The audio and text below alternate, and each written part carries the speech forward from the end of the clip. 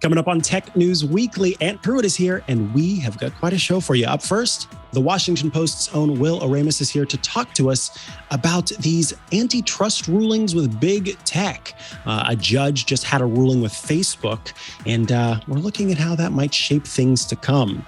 Then Sherr joins us from CNET again. This time, he's talking about Windows 11 now that folks have had a chance to actually preview it as part of the dev preview. Before we round things out with our stories of the week, stay tuned. Podcasts you love. From people you trust. This is TWiT.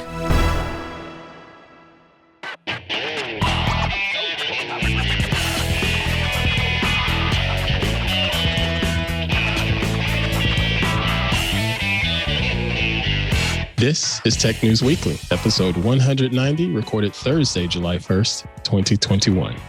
This episode of Tech News Weekly is brought to you by Checkout.com. Modern businesses need flexible payment systems that can help them adapt to change, grow, and scale fast. Checkout.com is a leading cloud-based global payment solutions provider. Request a free no-commitment demo at checkout.com/TNW. And by Endava. Subscribe and listen to Tech Reimagined, the podcast from Endava, from wherever you get your podcasts. Hello and welcome to Tech News Weekly, the show where every week we talk to and about the people making and breaking the tech news. I am one of your hosts, Mikah Sargent. And I am Ant Pruitt. Hello, Ant. How are you today? I am unbelievable as always, Mr. Sargent. How you be, sir? I am doing well, Ant. I am actually really excited to kick the show off because our first guest, Will Oremus, is here to talk to us about the battle of big tech. Yes, it's a big headline and a big story, and Will helps us understand all of it. Welcome to the show, Will. It's good to be here, Mikah. So you have written a great article over on the Washington Post, and I saw it via a tweet that you sent out where you kind of were talking about your observations on what's going on here. So before we kind of get into the nitty-gritty details, I was hoping we could start with kind of a blanket explanation of what the heck is going on. Can you talk a little bit about what led to this ruling as far as the different groups that had put forth these antitrust lawsuits and kind of what the initial impact was there leading up to this first court ruling? Yeah, so for a long time, U.S. courts have had a pretty hands-off attitude toward antitrust, and particularly with respect to the big tech platforms. There was the famous case U.S. versus Microsoft in the 1990s. And the government got kind of mixed results on that. Ever since then, they've kind of taken the stance of like, the internet's a dynamic marketplace. The company that's on top today could be on the bottom tomorrow. Let's see how it all shakes out. Let them play, right? Let's not be jumping in there and blowing whistles. And so just in the past maybe 3 years or so, there has emerged a strong countervailing way of thinking, both in terms of politics and in the legal world. And Lina Khan, who Biden recently installed and was approved as the chair of the FTC, was one of the academic leaders of this. And she said, no, it's actually time to reinvigorate antitrust law. These tech giants have become the biggest companies in the world. They're throwing around their weight and their market power. They're crushing smaller competitors. And we need to think about how they operate differently. And as part of that, we've seen now become mainstream the idea that these tech companies should be taken on with antitrust cases. Google and Facebook have already been sued. Amazon and Apple are allegedly being investigated. They're the subject of probes. There's legislation in both the House and the Senate. And all of it broadly is about sort of reining in the power of these tech giants, not to offer their core services that people know and love and which are often free, but to expand into other markets and to take over smaller companies, to drive out smaller companies, those kinds of competition issues. Mm-hmm. And so, Amazon, I think, is a good example of this in the different what is it? Is it fingers and pies? I think that's what it is. Yeah, all of the different pies in which they have their fingers firmly placed. But with this most recent legislation, because I remember was multiple states' attorneys that filed these lawsuits, and the FTC all together were coming after Facebook. Is that correct? Yeah, so I believe it was the DOJ that sued Google at the federal level, and then at the federal level, the FTC sued Facebook, and then at the same time, and kind of along with that, there was another suit from most of the attorneys general of the United States, the different states. Gotcha. So this is the interesting thing: is that when this court case, when the ruling came through, which we'll talk about in just a second, it was immediately, as often is the case with these kind of high-profile lawsuits, is you immediately say, the initial reaction is, okay, are we setting precedent here? Are we setting precedent here? Is this going to shape how the rulings go going forward? But your piece, The Battle to Break Up Big Tech, has just begun. Maybe flies in the face of that. So can you talk a little bit about what the judge had to say, what the ruling was, and then why folks maybe thought that this was going to look to a future where the tech companies are winning, but you're maybe saying, I don't know about that. Yeah, so on Monday, a district court judge, a federal judge in Washington, tossed out both the FTC's federal case against Facebook and the lawsuit from the state attorneys general. And the judge did so on several different grounds. For one thing, he said that the states, they were suing in part to try to unwind or to challenge the Facebook's acquisitions of Instagram in 2012 and WhatsApp in 2014. He said, look, you waited too long. It's too late. You can't come back this much later and challenge that. With the federal case, the FTC case, his main argument was a little different. He tossed the complaint because he said, you are alleging that Facebook has a monopoly. And you've defined, the case defined the market in which Facebook competes as personal social networking. Now, that's not an everyday term to most of us. They kind of made it up, I think, because it's hard to define. That's part of the issue with pursuing antitrust cases against these companies. It's hard to define exactly what the market is that they're monopolizing. The suit said Facebook controls over 60% of the market for personal social networking, but it didn't really back that up very much. The suit was really a lot more about Facebook's behavior and trying to show that Facebook had behaved in anti-competitive ways, throwing its weight around to crush competitors. But the judge just looked at that and said, well look, if you didn't show any of your work to get to this idea that Facebook controls 60% of this market. And so I'm just tossing this. You can come back. The judge said you can come back within 30 days, refile this, make a better argument. Don't just expect me to accept that Facebook has a monopoly here. Actually make the case. What kind of metrics are you using? By what measure does Facebook have a monopoly of this market? And then I'll consider letting the case move forward. So this is obviously a big blow to the case. To get tossed out at this level, this was a motion to dismiss, which is one of the first lowest hurdles that a case like this has to clear, and it didn't clear it. So that's on its face a bad sign for the court cases against Facebook. That court battle is not over, however. It certainly seems clear that the FTC could improve its case, and it might clear that hurdle and get on to the next stage. But I think the maybe broader takeaway here is that the courts haven't changed, right? There's been this new school of thinking about antitrust and the big tech companies, but the courts are still relying on the same decades of precedent that they were relying on before. And so just because some of the sort of popular view of antitrust has begun to evolve doesn't mean the courts are going to accept that. They don't, Lena Khan made a fascinating argument in her famous paper, Amazon's Antitrust Paradox, but that doesn't mean it's going to fly with a district court judge until or unless the norms change or the laws change or both. And so I actually think it's not that surprising that this case is having trouble in the courts. Some of the antitrust experts I've talked to said they really didn't think it was going to go anywhere. And that actually might help the lawmakers who are trying to say, no, we actually need to change the laws. If we want to go after big tech companies and rein in their power, it's clear that we already know that the existing laws don't work for that. And here is example A. I mean, here is a court tossing out a case saying that we can't prove Facebook's a monopoly. Well, look, everybody, it seems clear that Facebook's a monopoly. So let's change the laws, give the courts clearer direction. So I think for that effort in the House and the Senate, that might actually stand to benefit from the swift dismissal in the courts, if that makes sense. Yes, that does. And I mean, so let's talk a little bit more about what you were saying there about the courts not changing.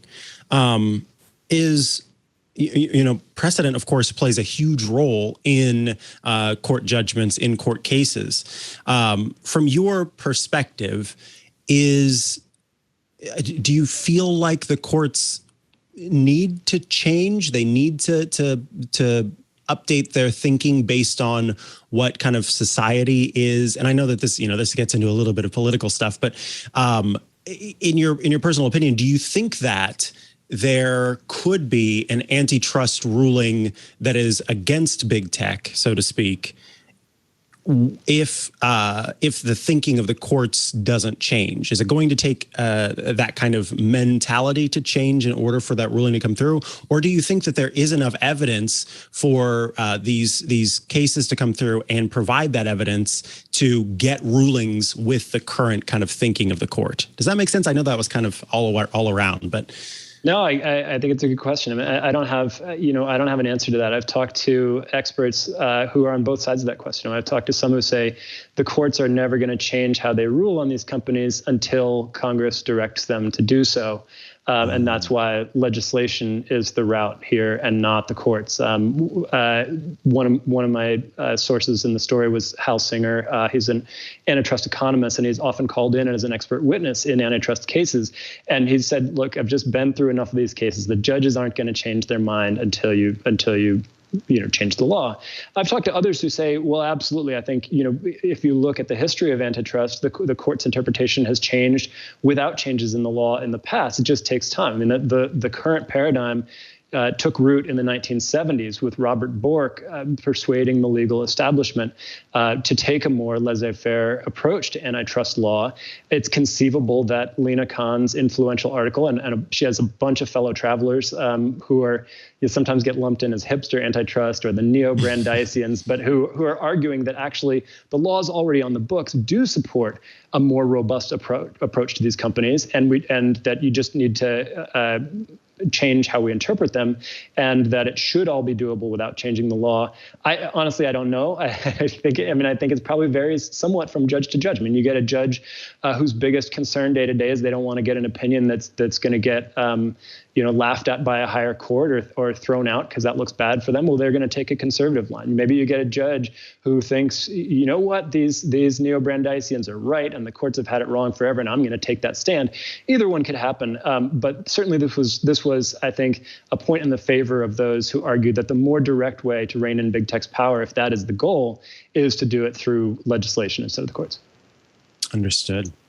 So another thing that we've seen a lot of is, I've seen several headlines kind of fly by about this, is lobbying on the part of the different tech companies. How much of a role do you think that is going to play going forward? And I think that the focus on that maybe suggests that this is some sort of new practice.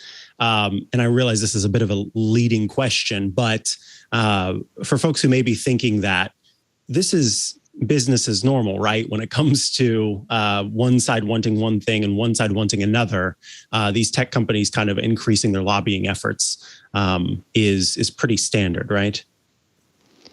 Yeah, I mean, the largest tech companies have been building up their lobbying operations for a decade. I mean, I think that, so if you recall, 10 years ago or so, SOPA, PIPA, the Stop Online Piracy Act about copyright, that was a wake-up call to the tech companies that they couldn't just operate in their Silicon Valley world and expect to be untouched by Washington, D.C. And so they started forging relationships with lawmakers. They started hiring lobbying firms. They are now some of the biggest lobbying spenders in the country. And that has been true for years now, but we haven't necessarily seen it come to a head in a public way until now. So I think that's why some of the lobbying is now starting to get the attention. I mean, they've had the ground game going for years now. I mean, they have lobbyists who have the ears of staffers on both sides of the aisle. They have a lot of influence that they've built up sort of slowly, with soft power for years,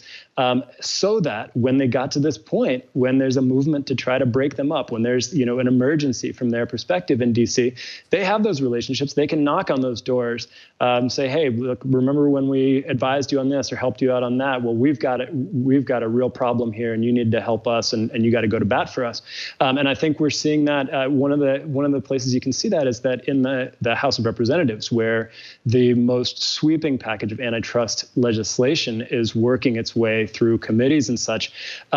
In a big committee vote last week in the House Judiciary Committee, it was mostly Democrats in favor of the antitrust reform. It was mostly Republicans opposed, but 4 Democrats joined the Republicans in opposing the antitrust reform, and 3 of them were from California. One of them was Zoe Lofgren from Silicon Valley. And so you can kind of see the influence that the tech companies have, especially in California, with the lawmakers there. And that's certainly a hurdle for the Democrats who want to get this legislation through, is to convince their own party members, don't listen to the big tech lobbyists. The battle is really just, it's playing out now, even though the troop buildups have been happening for years. Understood. Well, Will, I want to thank you so much for taking some time to join us today and help us understand what the heck is going on. I do appreciate it, and I know our listeners do as well. Of course, folks can head to the Washington Post to find your great pieces, but if they want to follow you online and check out the great work you're doing, where else can they go? Well, I'm not going to call it great, but you can always go to my Twitter. It's Will Oremus, all one word. Maybe there'll be a good tweet sprinkled in here or there. Well, that's what we all hope, all of us on Twitter. Thank you again. We appreciate it. All right. Thanks, Mikah. Bye-bye. All right. Up next, we're going to take a closer look at Windows 11. Ian Sherr was here last week to talk about his kind of initial reaction to the Windows 11 launch event. But we're going to get even more information about it now that some folks have gotten their hands on the dev preview. But first, this episode of Tech News Weekly is brought to you by, very exciting, Checkout.com. Look, tech shouldn't stifle innovation. Traditional payment systems are heavily layered. They're disconnected and perceived as a cost center to the business. It shouldn't be that way. Modern businesses need flexible payment systems that can help them adapt to change, grow, and scale fast. We recently came across a company with tech that approaches payments through a radical new lens, and it's called Checkout.com. Checkout.com partnered with Oxford Economics and conducted an end-to-end analysis of the payments value chain for merchants. Last year alone, false declines cost the UK, the US, French, and German markets $20.3 billion. $12.7 billion went to competitors, and $7.6 billion was entirely written off. The study found that merchants are not currently optimizing the consumer's significant willingness to pay for speed, convenience, and security online. The majority of merchants surveyed do not feel that their payments data is informing their business strategy or their innovation, and 56% of customers surveyed said they won't return to a site because they do not offer their preferred payment method. I can definitely speak to that. Most merchants spend more than 10% of their payments budgets on fixing disputes, fraud, and outages. CEOs are more likely to overestimate the quality of data returned to them by payment providers. CEOs tend to underestimate the extent to which disconnected payments are hindering growth. And most merchants focus on the per transaction costs of their payments, ignoring the back-end costs. Checkout.com is a leading cloud-based global payment solutions provider. Checkout's payment platform is purpose-built with simplicity, scalability, and speed in mind. It's ideal for merchants looking to seamlessly integrate better payment solutions globally. Checkout.com offers improved acceptance globally and better and more actionable granular data, a flexible product structure that merchants can adapt to their needs, and It's combined with truly personal white glove service. It's why brands across the globe like Pizza Hut, TransferWise, Klarna, Revolut, and Samsung trust Checkout.com. That is something that is worth giving a look at. If those big companies are paying attention to it, I know that I've left a site or four because it didn't offer the payment method that I wanted to use. So if you are looking for a payment system that will work for you, you should check out Checkout.com. Checkout.com is the dominant choice for organizations that are looking for the fastest, most innovative, and reliable global payment solution provider. You can request a free no-commitment demo at checkout.com/TNW. That's checkout.com/TNW for a free demo. Thanks so much to checkout.com for sponsoring this week's episode of Tech News Weekly. Checkout.com/TNW. Alrighty, Ant, it's your turn. Thank you, Mr. Sargent. Well, I know you all are loyal TWiT listeners and TWiT viewers, so you already know about the announcement of Microsoft's Windows 11. And we had a bit of a, introduction to it last week from CNET's Ian Sherr, but he's back this week to give us just a little more information because he was able to spend some more time with this interesting operating system. Well, it's interesting from my perspective anyway. And I want to dig into it just a little bit more to find out what's really going on with the current version of Windows 11 and what can our consumers expect this coming fall. So, Mr. Ian, welcome to you. How you doing? I am unbelievable as always. How about yourself? I'm doing pretty okay. I think I feel like I'm trying to turn it up to 11 these days. Oh, wow. Let me give you a rim shot for that one.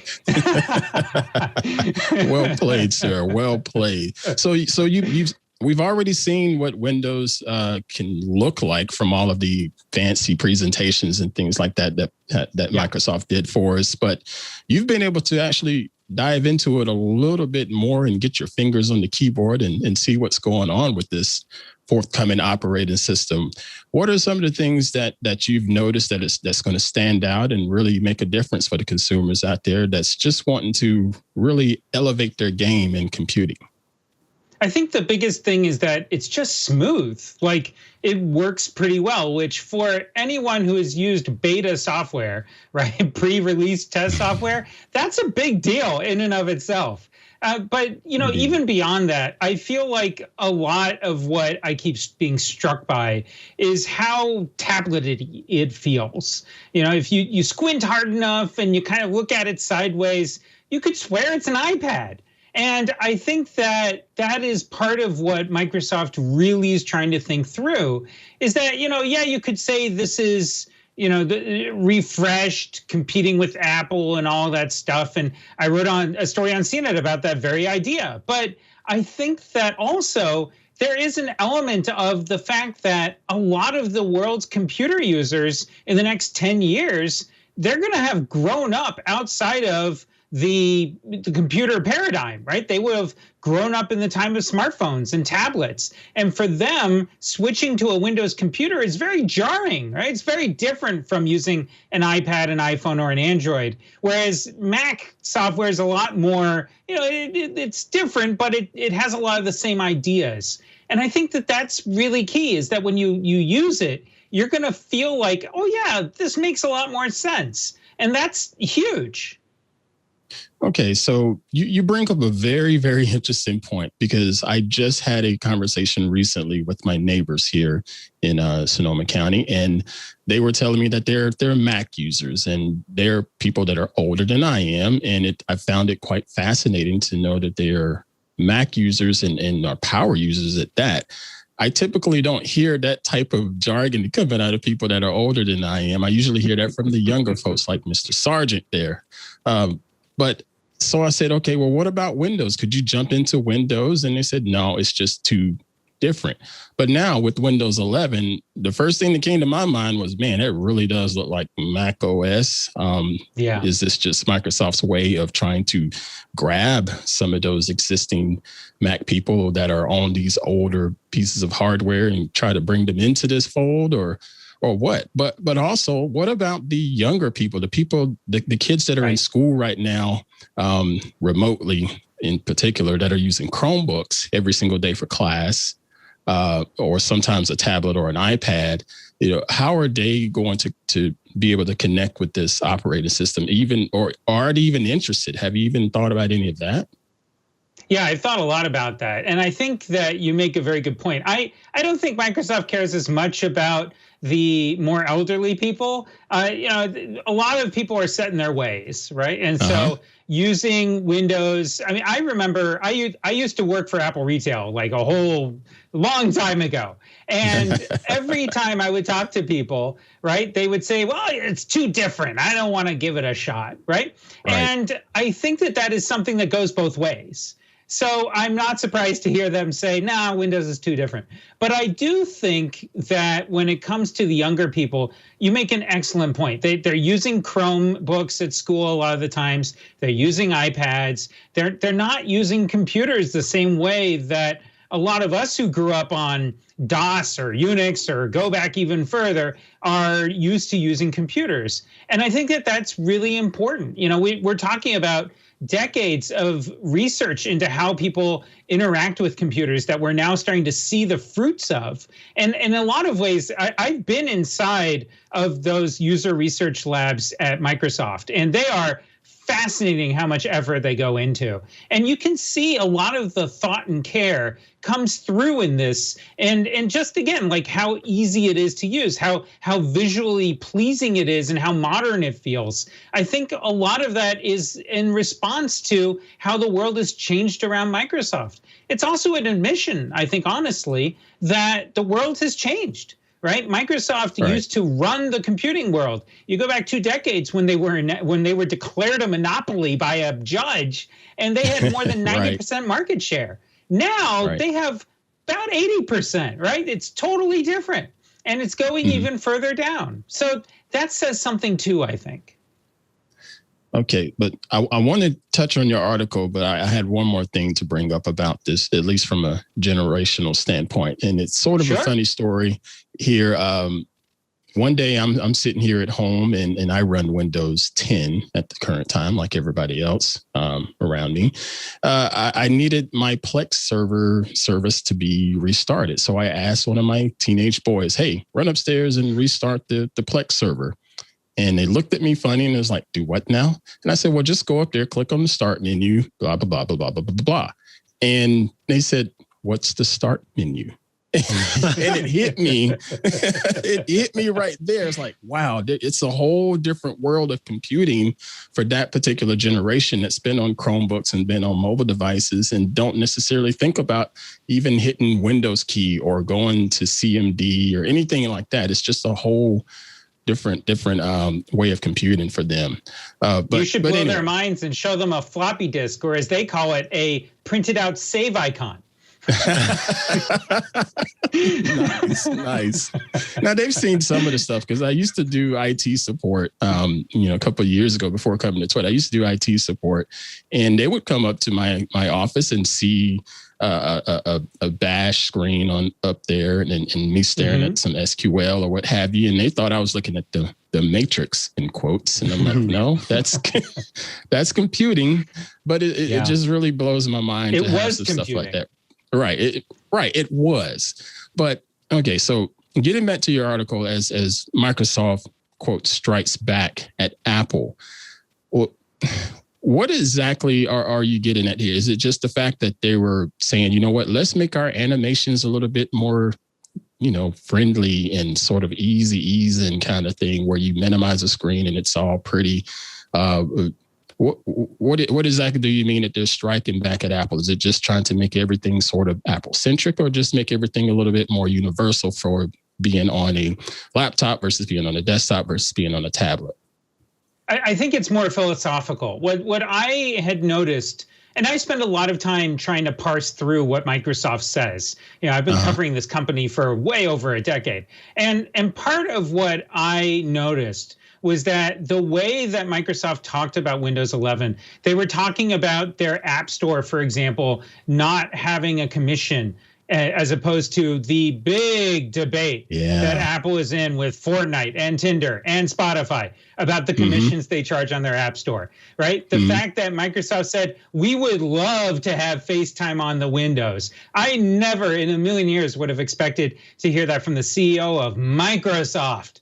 And in a lot of ways, what's happening here is that Microsoft, for a lot of the tech industry's history, people like Google and Apple, they sold themselves as the anti-Microsoft. Right? Google's corporate motto used to be, don't be evil. Don't be evil. That was a direct response, right? If you went into the BBSs that we hung out in many years ago, everyone called it $. They didn't call it Microsoft, right? That's right. Because they put profits ahead of everyone else. And so now Microsoft is saying, you know what? We're not going to be that way anyway. In fact, we don't even agree with the way that Apple is these days. So we're going to be the anti-Apple.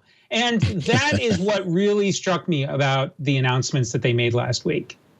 All right. So, Mr. Sherr, we all know Microsoft has had their grips on corporate enterprise for decades. I have a hunch that's not going to change because of what's going on with Azure, but workstations are probably still going to be Microsoft Windows-based workstations, correct? Likely for the foreseeable future. But I think one of the key things that Microsoft is acknowledging here with, all the stuff that's left unsaid is that the world is no longer building all of its apps on Windows first.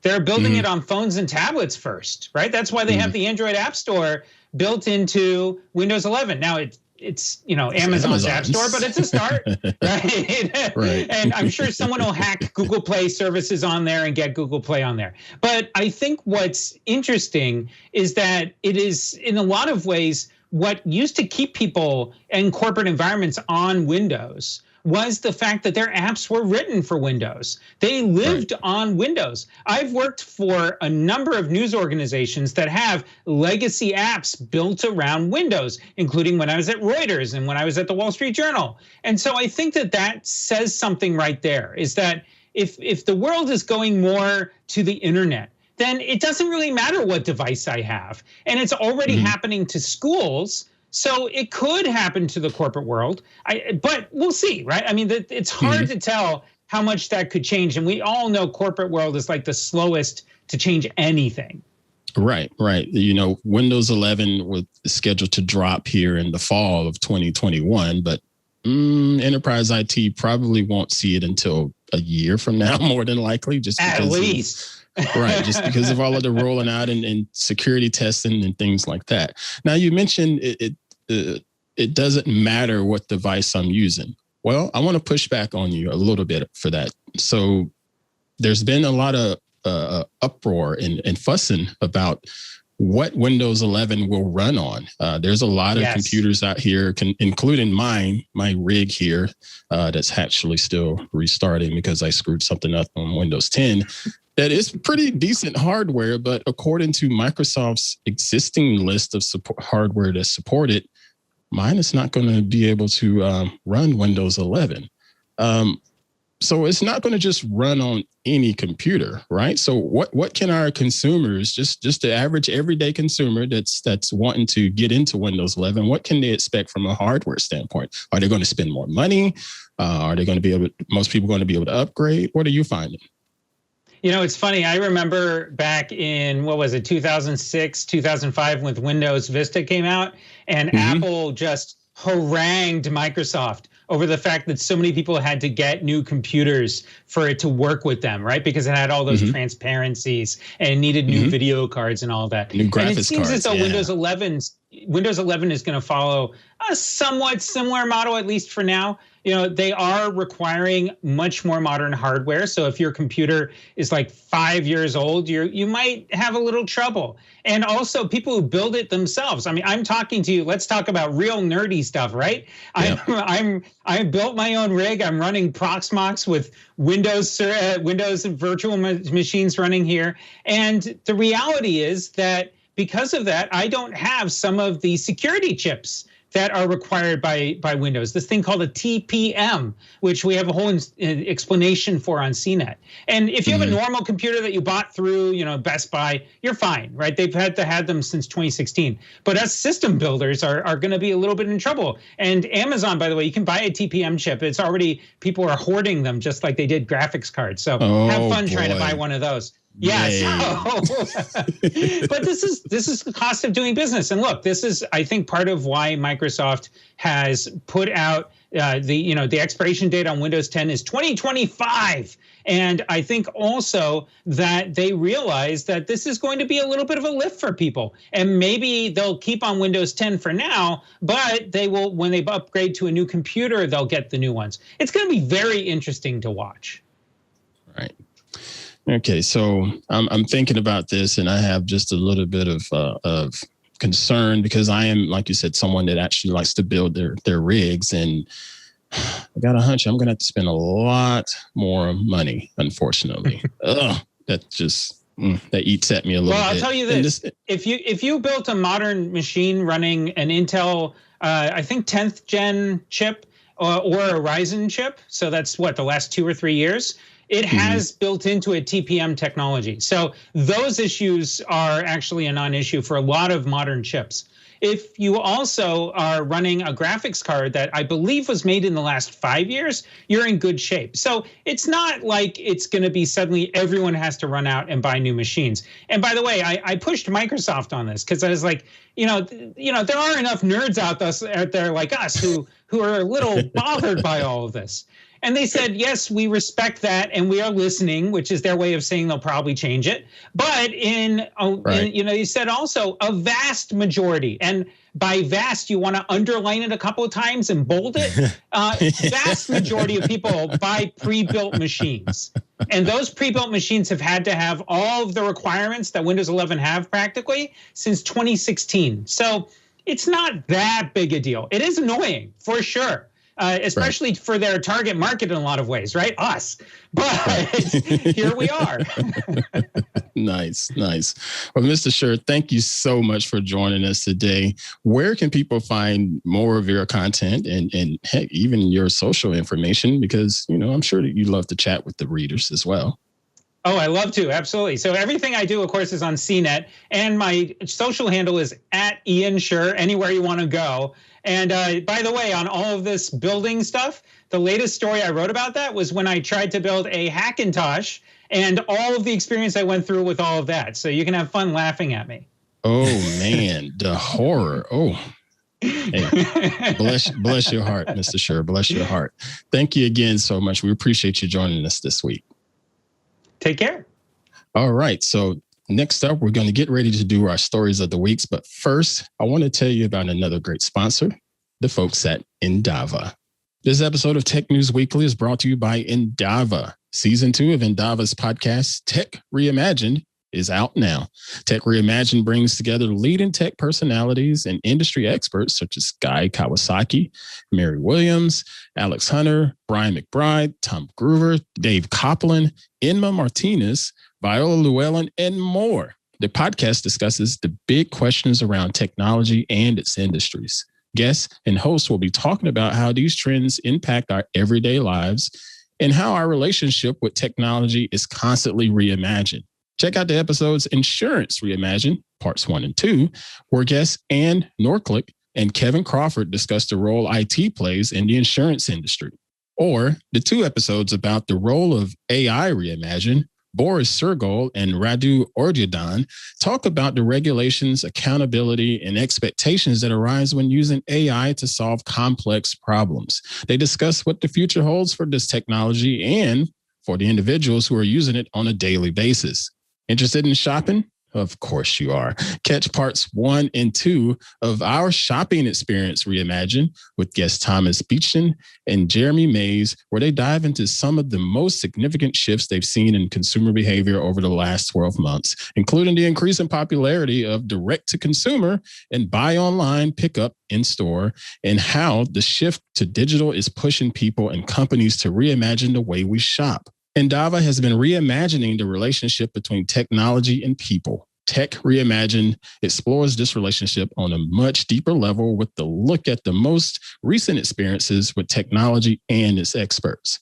Learn more about how tech is becoming so much more in this world that is constantly growing and changing. It's a podcast you don't want to miss, folks. So subscribe and listen to Tech Reimagined, the podcast from Endava, wherever you get your podcasts. And we thank Endava for supporting Tech News Weekly.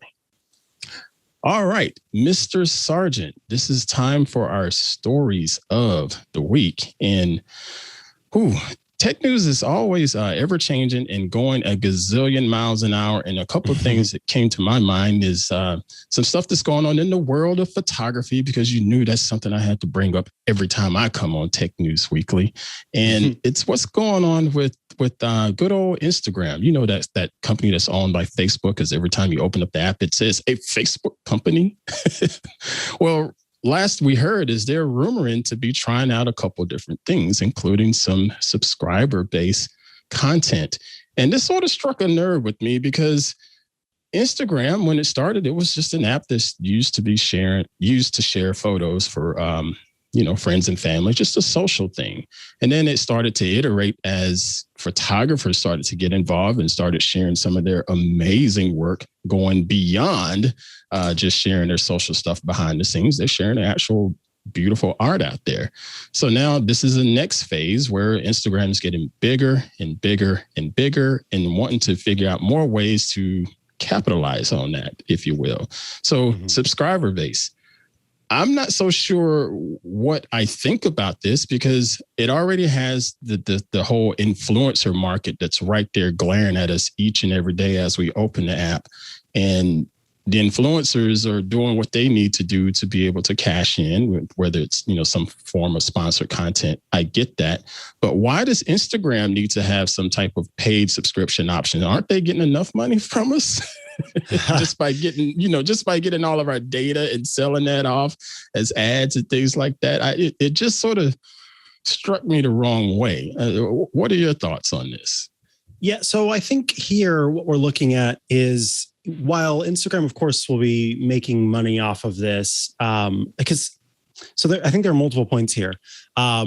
Social media networks, in many ways, particularly Instagram and YouTube and TikTok, are good examples of how influencers are key to the success of the platform, in that they are the folks that bring in eyes, bring in views, bring in daily active user counts. And so with that, it's important for companies that create these platforms to make sure that the people, to put it bluntly, their cash cows, have ways of making money on those platforms.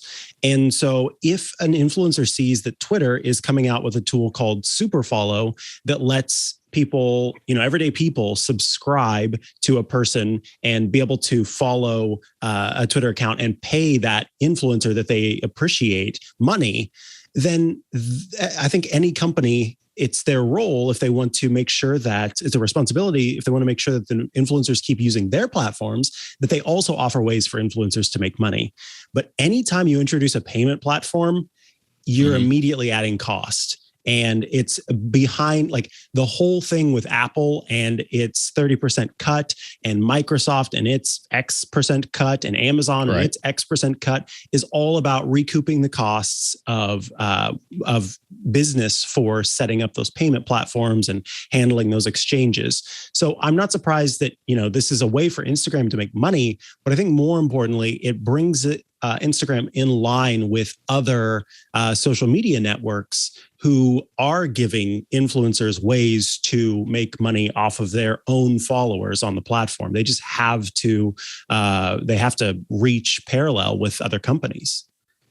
There's one part of me that says a company should do something to set themselves apart from their competition. That's the way to do business, in my opinion.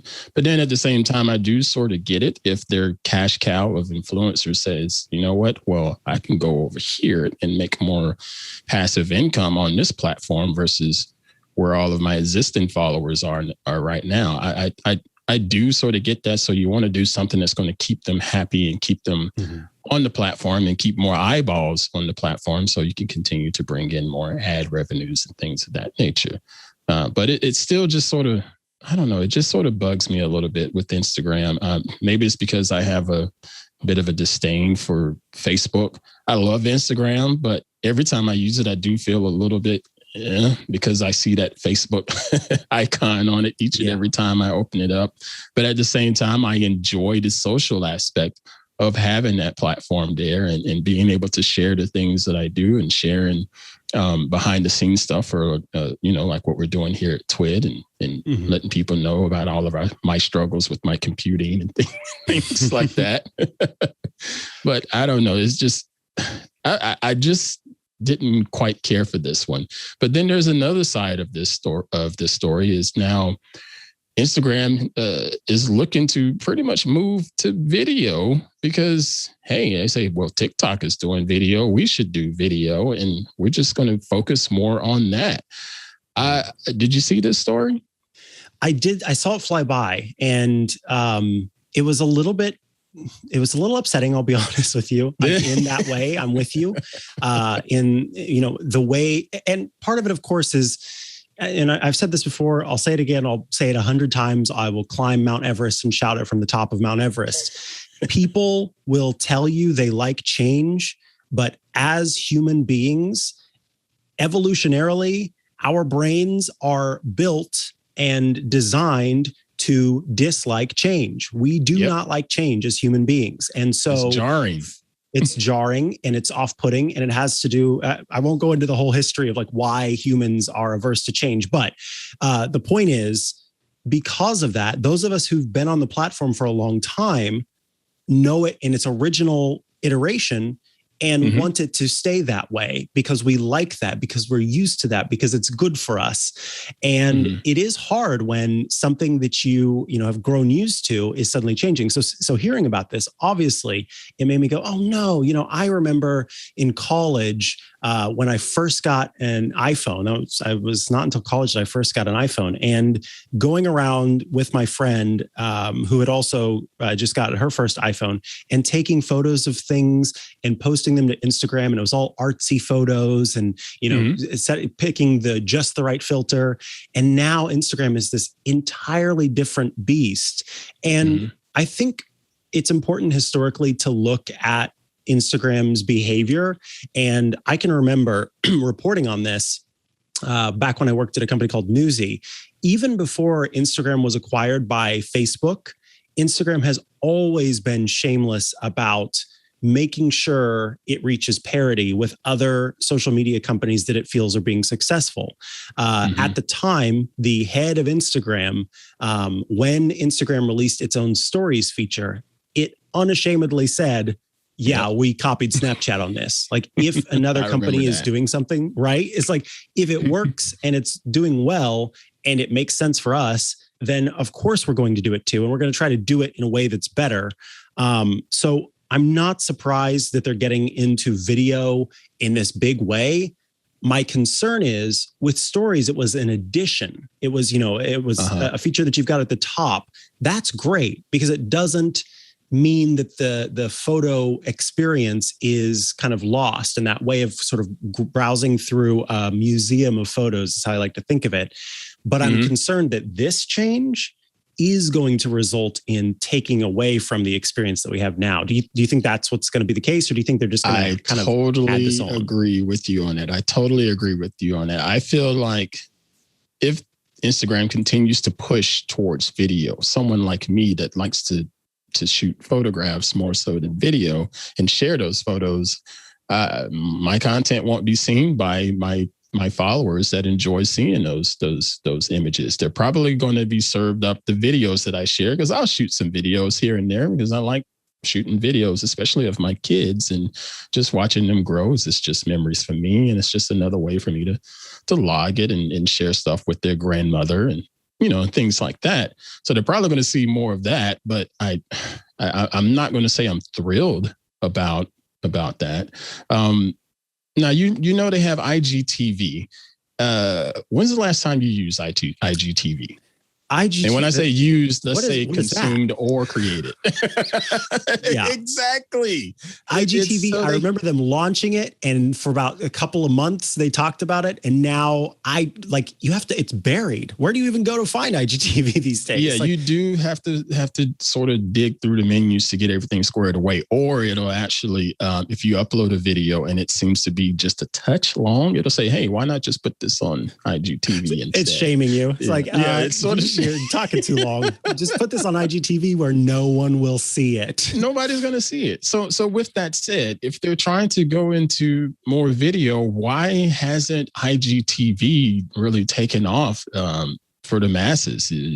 I know I'm not the norm. I know I'm a small account, and I know that I don't have a lot of say-so on this because I don't really get into these apps as much as most people do.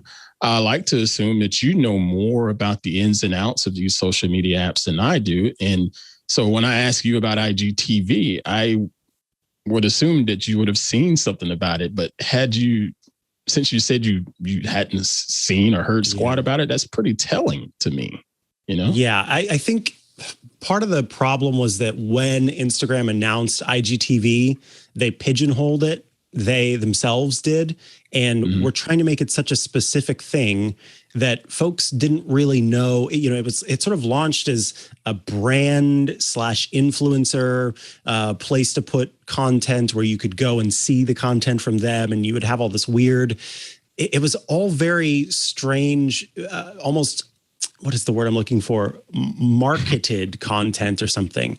And so it felt odd in the beginning. And then when they sort of opened it up more and made it more available, they didn't do a very good job of explaining that and talking about it and making it something that kind of everybody could use. And so instead, it became what you just described, which was like a dumping ground for videos that were too long to fit in other places. And that, like, if there's one thing that we know, it's that everybody's attention span for online content is not long. And so people are going to skip over a video. And you can look at the metrics of, if you do post stories, you can look at the metrics of how many times, someone just taps the next button. And I've, heard that the longer each of your individual stories are, the more likely that someone's just going to swipe past the whole thing. I've heard that, 3 or 4 is the max, I've experienced that because I'm one of those people that if I see a gazillion dots across there, I swipe. You're like, next. Yep. Yeah, see, and I think that many people are feel that way. So a place for longer video, people are going, I don't want to go there. I'll pass on that. At the same time, there's got to be some sort of sweet spot, because we've heard about TikTok increasing the amount of video that you can post. YouTube for years, for as long as it's existed, has let you upload videos that were far longer. And, that platform makes people a lot of money, meaning that there are a lot of views that take place there. So people can be into longer video. I think it's just about the context, first of all. And whether your video is of interest to people. And I know that day to day, I don't have videos that are going to keep people around for longer than a few seconds, if that. Same here. All right. Well, I won't hold your ears hostage too much longer as I rant about Instagram, sir. But I do want to tease the fact that we do have another social story coming up next here with your pick of the week. Yes, it is time for my story of the week. So I wanted to talk a little bit about a Florida social media law that was going through. It was SB 7072, and a judge has put a preliminary injunction on this law. And let me just go ahead and tell you a little bit about this law. I should note that this law passed and was signed by the governor in May, and only by the work of this judge was it not made of, was it not, completed and activated, so to speak. I'm going to read from this Verge article. SB 7072 limits when web services can kick off users. It includes a ban on suspending or annotating. Yes, you can't even annotate the posts of political candidates, a requirement that users can opt out of algorithmic sorting systems. That was the one that they gave so that people would be into it. It's like people that complain about having their stuff sorted. And they're like, oh man, we got to give this so that people will vote for it for sure. And an antitrust violator blacklist for companies that break the rules. So if you didn't follow this law, then you got added to a blacklist. Now, here's what's fascinating about this law. And earlier, when we were talking to Will Oremus about this stuff, we brought up the conversation about lobbying. There's a provision in this law that is so blatantly about lobbying that it's just ridiculous. In the law, it says that a company that owns and operates a theme park or entertainment complex does not have to follow this law. And so that points specifically to Disney and other media conglomerates who we know spend money on lobbying efforts. And it's just so, that part was so bonkers to me that it's like, you're going to be so obvious about this. Basically, the judge said, look, this legislation are sweeping requirements, but it doesn't work against all social media providers. It's just the ones that they've picked and chosen. It also is, what am I trying to say? Oh, there was a concern too that this law would violate the First Amendment. And so without, officially knowing for sure that this would still protect the First Amendment, Hinkle, the judge, said, look, this is an injunction. We need way more information about this, and you need to tell us what's going on. And so it's fascinating seeing this bill try to go through, which was a direct response to companies like Twitter and Facebook and others who said, this content that you're reading, probably not true. Here's a link that provides more information on this. And the same for banning different leaders who break the rules of these companies. And the other part is that these are private companies too. These are not, and that's what it says. The legislation now at issue was an effort to rein in social media providers deemed too large and too liberal.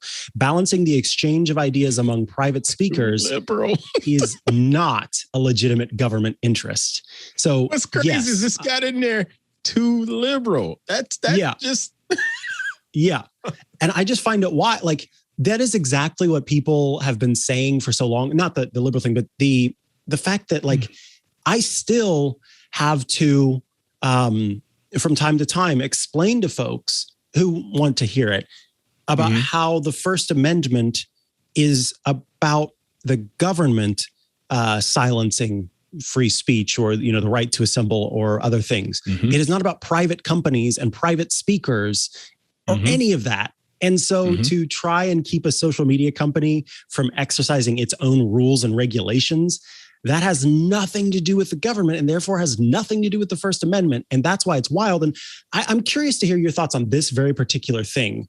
This law seems to suggest that political candidates, regardless of who they are some like vaunted, being of intelligence and poise and grace who knows more than everybody else, such that they shouldn't have their social media posts, put different bits of information. It's like when they speak, we should just believe what they're saying is what this law is almost trying to say. But that's just wild. I could go and, get the necessary signatures to become a political candidate. And just because of that, then I should be able to say what I want on social media and not have anybody stop me. Is that wild to you too? Like, that's just... Mr. Sargent, listen, look here. I love you, but even you have to be fact checked, sir. That's just the world that I live in. I can't speak for everybody else, but that's the world I live in. I don't care who you are. You're all subject to some form of fact checking, because I don't want people to just give me ridiculous, poor, false information. And don't get me wrong, I'm not going to sit here and just totally side with these social media platforms, Facebook, Twitter, and so forth, because I understand, I empathize with them, because it is a tough job to be able to filter through a lot of this information, because some things can be worded just ever so slightly. We saw with our previous president, there was a couple things that he said during that insurrection. I probably just mispronounced that word, insurrection, that if you see how the tweet came out, it's not necessarily incriminating, but then there's other things that could have been said prior to that could be incriminating. And it's a lot of nuance in there that the social media platforms have to take a look at, and sometimes they're going to get it wrong. I totally empathize with them, because it's really, really, really hard. We talked about this on This Week in Google several episodes back, just the challenges of trying to keep the information, somewhat sanitized, if you will, and up to snuff, far as the facts being facts and not being speculation or just being flat out false. So yeah, I don't want to live in that world where anybody that has so-called credentials of the government can just say whatever the heck they want and it be gospel. Nah, I'm not for that.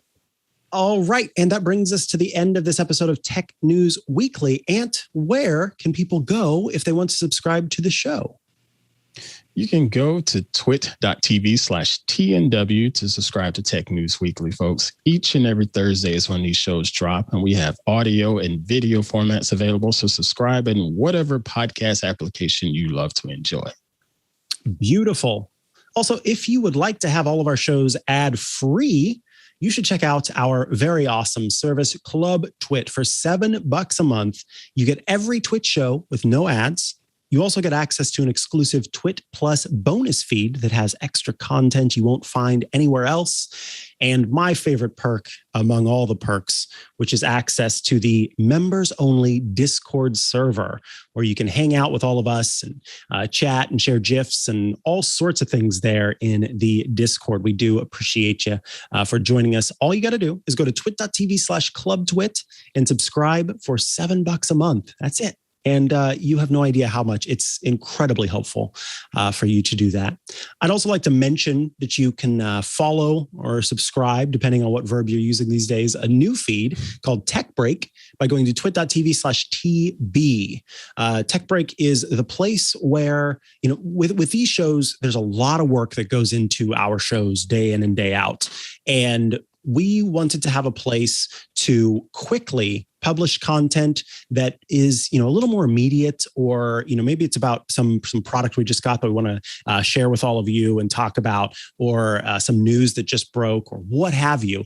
And we were wondering, where's a place that we can do that without it feeling like there's a lot of extra work that needs to be done? And now that's Tech Break. If you're subscribed to the Twit Bits feed, then you're already there. But for those of you who are starting anew, it's twit.tv/TB to subscribe, completely free. And you can check that out. Also, if you want to tweet at me or follow me on social media networks, I'm at Mikah Sargent on pretty much any social media network. And of course, you can check out Smart Tech Today later today, which I record with Matthew Casanelli, and Rosemary Orchard, which I record tomorrow for iOS Today. Ant, what about you? You can follow me on the socials. I am Ant_Pruitt on Twitter, and I'm also Ant_Pruitt on Instagram. And make sure you're checking out my show, Hands on Photography, or we like to affectionately call it HOP. So go ahead and check that out and share it out. I appreciate all the support. And I also want to say thank you to our awesome editors and engineers and TDs here at Twit. Y'all really do make us look and sound good, especially me, because I know it's a lot of work to make me sound good and look good. Thank you so much for all of your effort. Be sure to check us out each and every Thursday here on the network, and we will see you all next Thursday here on Tech News Weekly. Bye-bye. You know what's fun? Android. You know what's even more fun, though? All About Android. That's my show, Jason Howell, along with my co-hosts Ron Richards, Florence Ion, and we welcome guests on each and every week from throughout the Android ecosystem, developers, Googlers, journalists, people who are all geeked out about the Android operating system. We tell you everything you need to know. twit.tv/AAA every Tuesday. We'll see you there.